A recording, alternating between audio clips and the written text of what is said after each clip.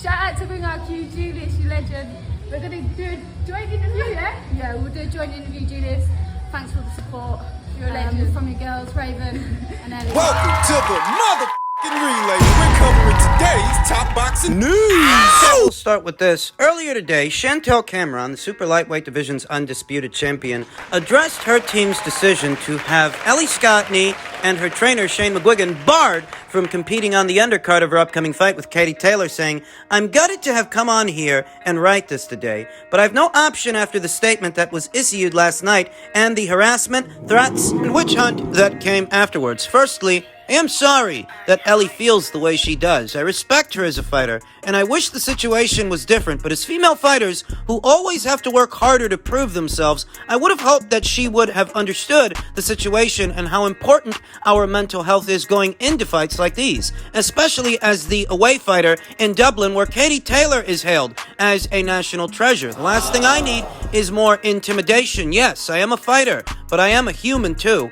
A few years ago, I was almost walking away from the sport I love because of what I went through with my team and was not in a good mental or physical place at all. I cannot begin to describe how horribly I was treated, and it's a part of my life that I want to try and forget. Unfortunately, due to an NDA forced upon me, I can't disclose any of the details of this. An NDA is a non-disclosure agreement, which is why I've never told the story. I've worked so hard since that point to put this behind me, to grow from it, to find my confidence again, to feel positive, to fall back in love with this amazing sport and surround myself with people that want to look after me and always put my best interests at heart. Chantelle Cameron and several others years ago was promoted by now defunct Cyclone Promotions that was helmed by Barry McGuigan and his son, Shane McGuigan. Chantelle was one of their fighters, and needless to say, things did not end amicably between them. Chantelle continued, "Ellie is right when she said she has fought on the same cards as me before, but on those occasions, only the people closest to me know what I had to go through because of this, and did what was necessary to make sure I stayed on track and positive, and not let that affect my mindset and my performance, despite the emotions it triggered. So it brings me to this point, where I am in the biggest fight of my life, and what I have worked towards for all these years. It has not been an easy road, and it has not been an easy decision for my team to make, but they have to protect me in this situation, and I have to protect myself. I am sorry this impacts Ellie. This is not about her, and even though I don't appreciate being publicly bullied and shamed into trying to change the decision last night, I really do wish her well moving forward and know that there are big opportunities around the corner for her. It's not in my nature to air my grievances or emotions in public, and I would never have mentioned anything about this, especially on social media, but I feel like I've been left with no choice but to defend myself, having been attacked for trying to protect myself. This is the last I'll be saying on this matter, and will continue to fully focus on training and the mammoth fight ahead." Passing thoughts. This couldn't have been an easy decision for Chantelle Cameron and her team to make, because if nothing else, they had to know that from the outside looking in, people wouldn't know all the details. They wouldn't know all the particulars because of the NDA. Yet in spite of that, they still chose to stand by their decision. In the best interests of Chantelle. To not allow her to be intimidated, as to protect her. When you hear words like that, Shane McGuigan used to train Chantelle Cameron. the professional partnership did not end amicably, and the fact that there's an NDA involved. You know, when this news broke, people immediately started attacking Chantelle Cameron. Myself, without all the particulars in association with this, I find that difficult to do. I understand and feel for Ellie Scottney. Crawford. The missed opportunity this represents and how she must feel caught in the middle of all of this collateral damage. I still can't rush the judgment, though, because only Chantelle Cameron and the McGuigans know what went on. And only they know why Chantelle Cameron and her team went as far as ensuring that Shane McGuigan wouldn't be around for this. Only they know why they felt strongly enough. They had to know how this would look. They had to know what reaction this would elicit from the boxing community at large that isn't as clued in as they are, yet they decided to go through with it anyway. Even if it made them look like the bad guys. Chantelle Cameron, Jamie Moore, Nigel Travis. It almost feels like in the effort to protect Chantelle from one distraction, they have in effect created another. Because you see what people are saying. People are calling her the bad guy. They're attacking Chantelle. On the premise of this, by way of social media, it's not hard to find individuals saying that they are now withdrawing their support of Chantelle Cameron going into this thing based on what happened to Ellie Scottney. Catford. Shernika Johnson as well. She's caught in the crossfire. She's a victim too. She was supposed to be fighting on this show, defending her title, and it's a very big show. It's already sold out. Within minutes of the tickets going on sale, that's about as long as it took for all of them to sell out. How many opportunities does a fighter, let alone a female fighter? How many opportunities like this roll around? Fight on a show this size. What stands out to me is that this couldn't have been an easy decision to make. But they made it and stood by it. So I won't rush to judgment like some others. Because that couldn't have been easy. And based on the NDA, we don't actually have Chantelle's side of the story. At least not the full story. It's unfortunate, but just like Ebony Bridges said, there may be more to this story. And in light of that, I don't think anybody should rush to judgment just yet as to why Chantelle Cameron and her team thought this was necessary. The fact that they thought it was necessary, that should elicit some consideration. The show must go on, and for Chantelle, it will. Though as stated, in the effort to try to get rid of one distraction, she may have in effect created another. Because not everybody's as level-headed or as even-tempered as I am. For some, it's easy to just castigate Chantelle and say she's being a diva. Without asking why. Why exactly did she and her team deem this necessary? They'll likely reschedule Scottney versus Johnson for the undercard of Wood versus Lara too. And it just is what it is.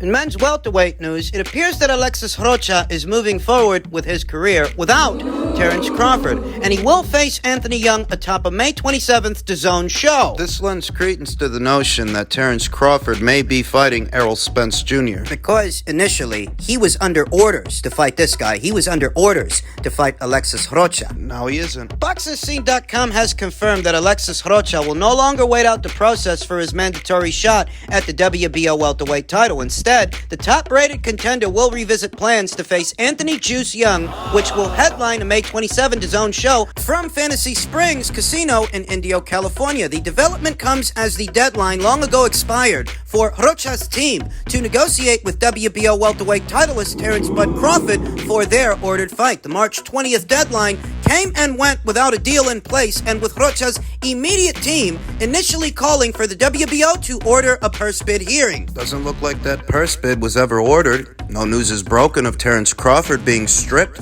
of the WBO title. This lends credence to the notion that Terence Crawford has in fact re-entered negotiations for an Errol Spence Jr. fight. The Rocha people wanted a purse bid to be ordered, but that moment never arrived, as whispers began of resurrected talks between Terence Crawford and Errol Spence in a fight to fully unify this division. Depending on who you ask, the two are either approaching a deal for a targeted June 17th pay-per-view event, or still far enough apart to where it's doubtful that the fight happens next or even at all, at least while both hold welterweight titles. Golden Boy Promotions was non-committal in a previous inquiry placed by BoxingScene.com to see where things stood on Crawford versus Rocha. It appears that the team is now prepared to keep the line moving for its rising contender. So how is it that the WBO orders this fight, but no deal is reached, and no purse bid is ordered, and Terence retains the WBO title? He hasn't been stripped. What could be causing the WBO to stand down? And I think it could be negotiations. Negotiations for Crawford versus Spence. Over the weekend, those rumors started up again. Most interpreted the rumors as little more than just an April Fool's joke based on Terence Crawford's cryptic tweet. Need I remind you that those rumors didn't start up this weekend? No, those rumors have been out there for approximately 13 days. Well before April 1st. Well before April Fool's Day. We talked about that here on the channel 13 days ago. Errol Spence Jr.'s cryptic tweets, Terence Crawford's cryptic tweets. Rumors that the fight was set to go down, the fight between them, June 17th. I'll leave the link to that video in the description box. So as stated, many are interpreting one of Terence Crawford's latest tweets as evidence. indication that all of this is just an April Fool's joke, whereas from where I'm sitting, that could be misdirection. Deliberate misdirection. Now that negotiations have been so resurrected, they don't want the boxing community at large involved. They don't want all of this to play out publicly, as it's really not conducive towards actually making the fight. It never is. Both Terence Crawford and Errol Spence Jr. were ordered to satisfy their mandatory challengers. Terence was ordered to fight Alexis Rocha, and Errol was ordered to fight Keith Thurman. We now know that Alexis Rocha ain't fighting Terence Crawford. He's going in another direction, and Keith... Where's Keith? What's the latest on his fight, what's supposed to be his fight with Errol Spence Jr.? Any hints, any news, anything at all about that fight? It's gone quiet. All we've heard in reference to Errol is that he has re-entered negotiations for a fight with Terence, and it may be going down June 17th. Now, there are some who say otherwise. Veteran boxing scribe Steve Kim says, I'm told the date will not be June 17th, but he's still very confident that the fight will happen. That's the latest, according to Steve. According to Dan Raphael, not here for a pissing contest with anyone, but per Ring reports that Spence versus Crawford is set for June 17th, two sources directly involved told me, yes, negotiations continue, no secret, but deal's not close, and even if it gets made, it won't be for June 17th. That's the best version of the truth as I know it. So according to Steve and according to Dan, negotiations are in full swing. They are trying to work out the details for this fight, though it's still unclear as to whether or not it'll go down June 17th. According to them, it won't. There are separate reports that indicate the opposite, that it's supposed to go down June 17th. The landmark in all of this is that Alexis Rocha is going in another direction. Where Terence Crawford was previously under orders to fight that guy, Alexis is going his own way, and Terence hasn't been stripped. And I'm not saying that he should have been. I'm saying if he hasn't been stripped, there has to be a reason for it. Could it be because the WBO knows he's in the process of making the Spence fight? And they're standing down. They don't want to get in the way. They want to let them work it out to deliver the welterweight division the best possible fight that it can deliver the welterweight division. Spence versus Crawford. It's been 5 years in the making. I think it might go down this time. I think it might actually happen for some of the same reasons that Rick Glacier thinks it might happen. Rick Glacier, who said the real reason Heyman and the PBC is doing Davis versus Garcia with Oscar De La Hoya, Fulton is fighting in Japan against Inoue, and Spence versus Crawford is finally going to happen, is Heyman, PBC, are desperate for big revenues because their inferior product of pay-per-view shows have badly tanked, and Showtime doesn't have the budget it once did. Also, PBC lost the Fox deal, so now they have to pull out all the stops and make shit happen. Finally, Al Heyman's greedy hand has been forced, and thankfully so. Now boxing will be in a far better place. Boxing enthusiasts should rejoice. In so many words, I said the same thing yesterday. Showtime has to try and shell out the best fights possible, the best fights they can, to generate the best metrics they can for their higher-ups, to show them they should continue to invest in boxing. There are only so many big fights, decent-sized fights that Showtime can make on their own, and this is one of them. Spence versus Thurman don't move the needle, but Spence versus Crawford, that might. That's right. Right. Here, at this point in the juncture, when Showtime is going through a transitional period, being merged into Paramount Plus, their parent company, Stefan Espinoza, Al Heyman, PBC, and Showtime Boxing, they need to emphasize why Showtime should stay in the business of boxing. To their higher-ups, and it's for this reason I actually think it might go down this year. I actually do. If it doesn't, another potential fight for Errol Spence Jr. is a Jermell Charlo fight. According to Jermell Charlo, who says he's open to fighting Errol if the money is right, we'll get it on. In previous years, the idea that Errol might be fighting his buddy, Jermell, those talks never had traction, but apparently now they do, at least to Jermell, who says, of course I'd be open to fighting Spence. Charlo told Brian Custer on the Last Stand podcast, if the money is right, we'll get in there and get it on. That's never been brought up to me. It's not something I would deny. Charlo had previously batted away any suggestion of a fight between him and Errol Spence, as they share a trainer in Derek James. But Spence has always seemed to be a bit more amenable to the idea so long as the commensurate paycheck is attached. Now, Charlo is on the same page with Spence. I know Errol said the same thing Charlo said. Hey, who knows? I ain't holding my breath. No, I maintain my original position that Jermell Charlo's days as a junior middleweight are numbered, and what we may be looking at is a cyclical process to where the PBC moves their junior middles up to middle and their middles up to super middle. That's what I think. I know Errol said the same thing Charlo said. Hey, who knows? Later on in the future, in life, we can do what we do. Right now, we're stablemates. We're brothers. We ain't doing all that. Public clamor for a fight between Charlo and Spence may only get louder if, as some reports have suggested, Spence moves up to the 154-pound division later on this year. Spence, a career welterweight, has made it clear it is becoming increasingly difficult for him to make the 147-pound limit. I'll say this. Even if Errol doesn't fight Terence Crawford, and he leaves the welterweight division, moves up to junior middle, I still don't think he fights Jermell. I'd sooner believe that if Errol moves up from 147 up to 154, Jermell would move up from 154 up to 160. Vacate all of those alphabet titles he's picked up and allow Errol to snag one for himself. That's what I think. So maybe you get a Spence versus Fundora fight for what would be the newly vacated WBC title if push comes to shove. I don't actually believe Errol's gonna fight Jermell.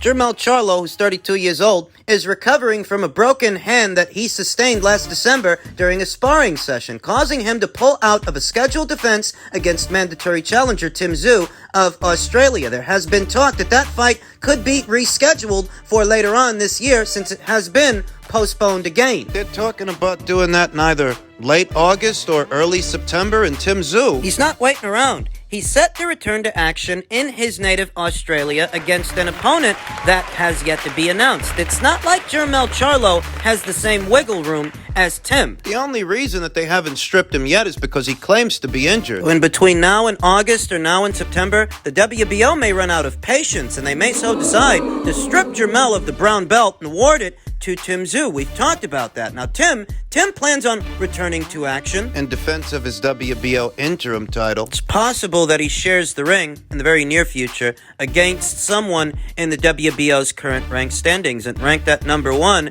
is Russia's own Bakram Murtazaliev, who, much like Tim Tszyu, has been waiting to get Jermell Charlo in the ring. Unbeknownst to most, Bakram Murtazaliev is Jermell's mandatory challenger by way of the IBF. He's been the IBF's mandatory challenger since 2019, before Jermell even won that belt. So maybe Tim fights him. Maybe he fights Bakram Murtazaliev. Ranked behind Bakram Murtazaliev is former 2-division champion Danny Garcia, who was supposed to be fighting Arislandi Lara, per some rumors that were circulating out there, but Lara's supposed to be fighting Michael Zarafa. Which means he's not fighting Danny. Danny's free. I don't actually think that Tim can convince Danny to pack his bags and head to the land down under, fight him down there in his native Australia, where the fight would be a bigger fight than it would be here in the United States. Danny Garcia wouldn't do it. I don't think the United Kingdom's own Josh Kelly would either. Ranked behind Josh Kelly is Charles Conwell, but Charles has no profile. No marquee value. There's no point in that fight. One fight that might make a bit of sense is Tim Tszyu versus former WBO champion of Argentina,